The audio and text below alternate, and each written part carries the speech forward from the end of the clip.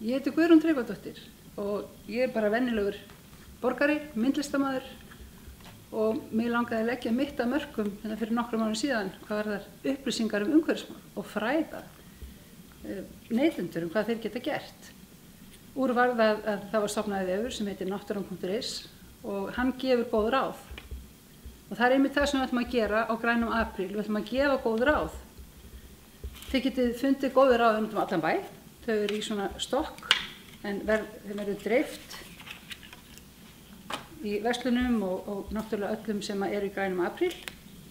Og þau innihalda alls konar góð ráð sem að tengjast ástíðunum og sýna svona hvað við erum að fjalla á vefnum. Þetta getum við fundið hvar sem í apríl. Síðan verðum við líka með græn kort á Reykjavík sem við gáum út núna í haust. En þið getið náttúrulega líka fundið þetta kort á vefnum. En þetta kort sem að kennir öllum að skilja hvað umhverfismál snúast, hvað vottanir eru, hvar heilsusamlegir matsölustaðir eru og svo framvegis.